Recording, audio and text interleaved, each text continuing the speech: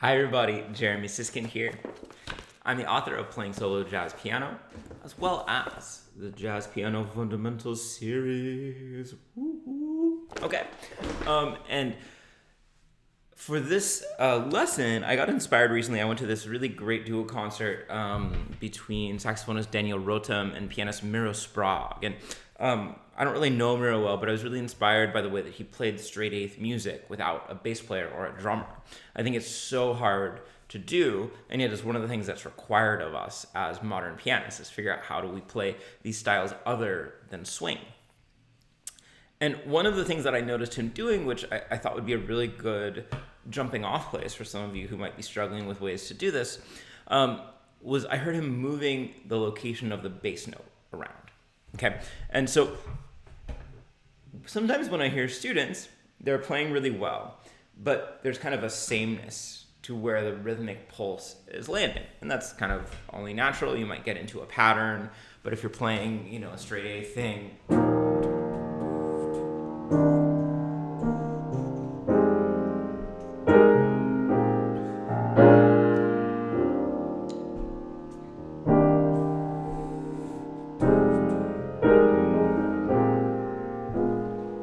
sounds fine, but it means that all the stuff above has to be the stuff creating variety and creating a groove.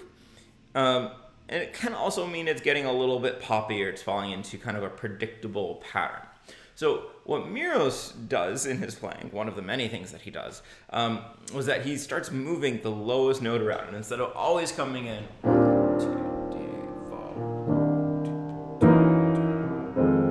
right as the chord changes, he might come in.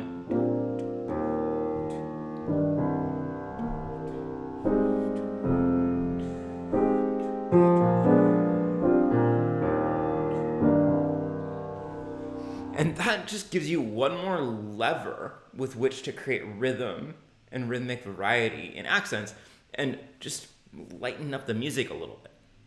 So I wanted to draw you through a really systematic way to practice doing this. I think my strength and my weakness in teaching is that I tend to be very systematic. So for those of you who enjoy that, follow along with my system. For those of you who don't, you could just be a little bit more experimental too. But I always like to show kind of the clearest path towards something. So here I'm using the tune For All We Know, beautiful ballad. I am playing it in order to make it kind of function for this activity in this style. I'm playing it in half the time so that there's kind of 4 beats for each of these red brackets. So 1, 2, 3, 4.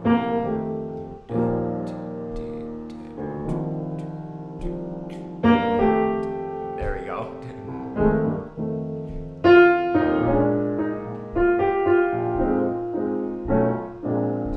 And so I'm playing it with a straight eighth groove, but it's not a bossa nova.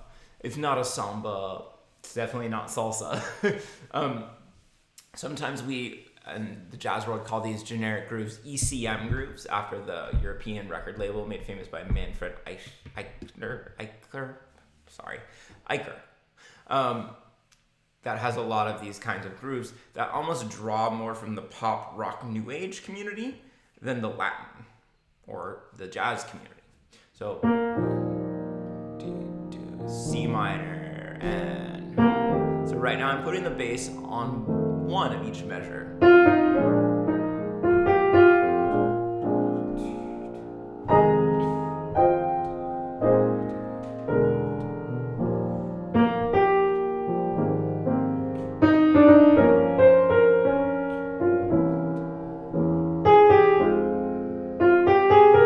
And that would be the first thing I would practice, is everywhere you go, or every time you hit a new chord or a new emphasis, put the root or the bass note right on the downbeat.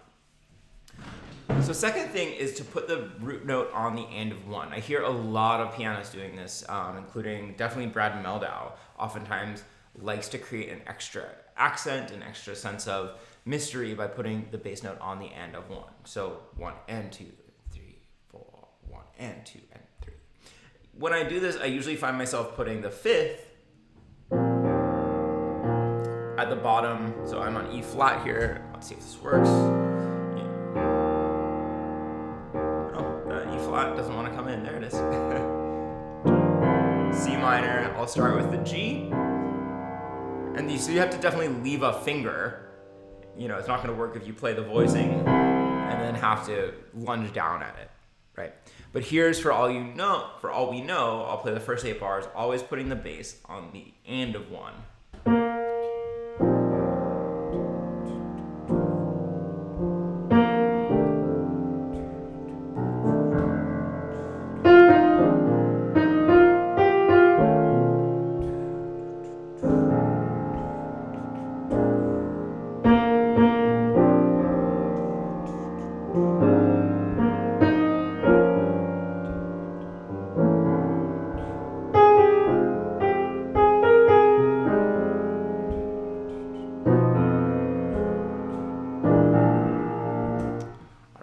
Getting a flashing screen, always super fun. It's great when technology works terribly. But you could hear it, right? And sometimes I was trying to make it subtle. You know, you probably wouldn't even notice that there's something coming in on the end of 1.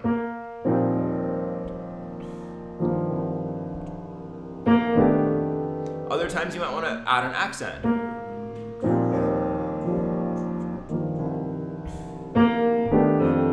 You could even lead down.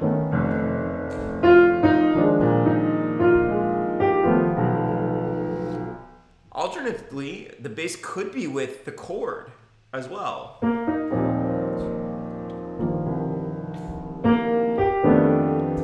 Right? Or the bass could be on the end of 1, the chord could be on 2.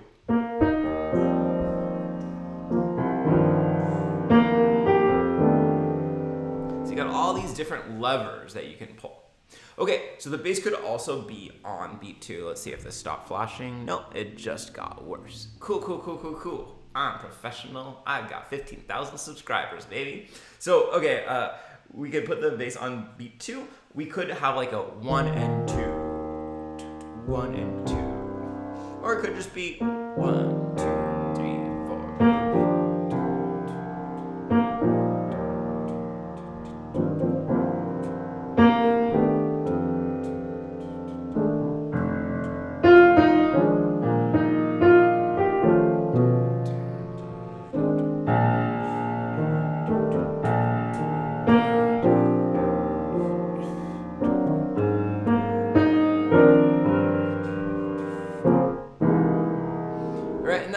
Different. It feels a little bit backbeaty.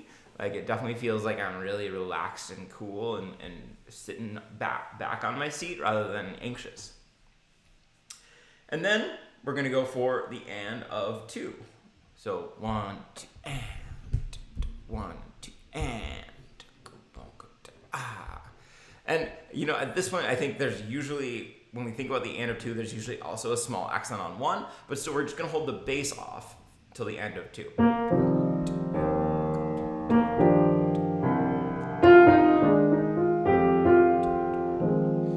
not playing the melody the way I said I would.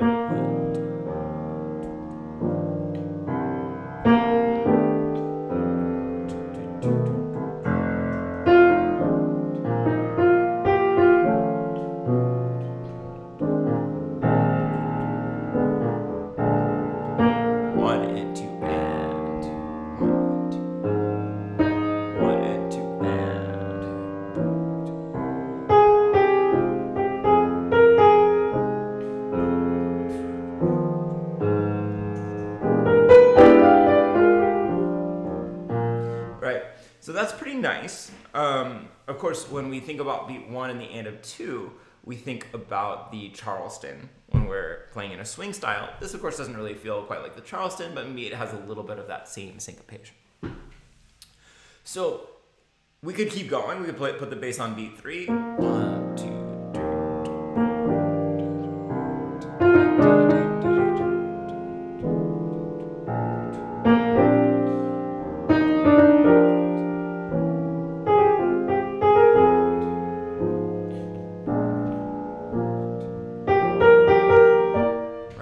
Which maybe has a little bit of a feel of a samba.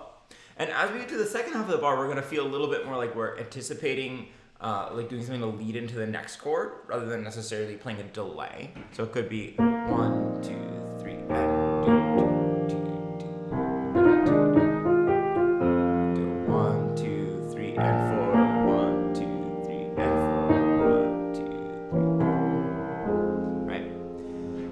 we want to practice cycling or just changing every measure where we put the bass. I think this still isn't going to work, but let's just check. Nope.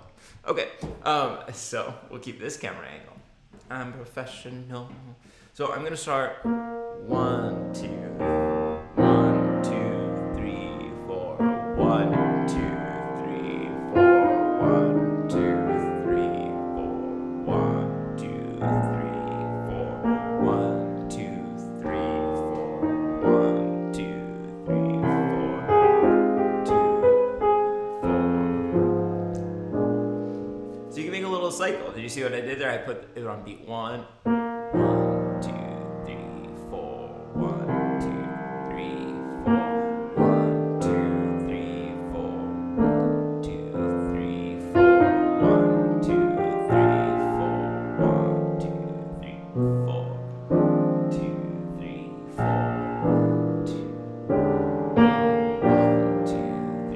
4, 1, 2, 1, 2, 3, 1, 2, 3, 4, 1, and 2, 3, 4, 1, 2, 3, 4, 1, 2, 3, and 4, 1, 2, 3, 4, 1, 2, 3, 4, and that's tough. It takes a lot of concentration, but you can mix it up and then try to play freely. Try to, sometimes you want to play only the bass note every other bar. Sometimes you want to play 2 or 3 or 4 bass notes in a bar.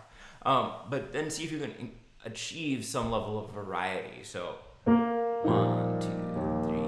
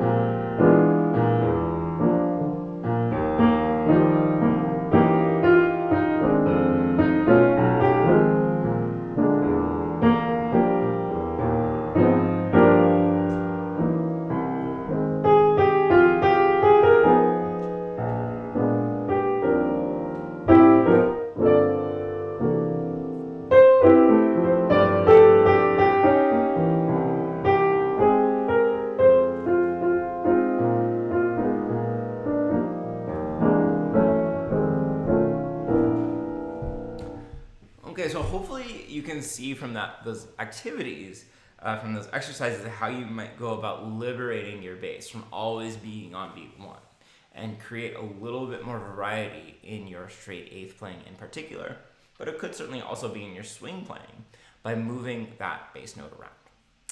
If you really like this lesson, I think you probably like this book, Playing Solo Jazz Piano. It's going to have a lot more stuff like this in terms of how do you create rhythmic momentum, how do you create variety in a solo piano setting. So I hope you check that out. Thank you for watching, and I'll see y'all soon.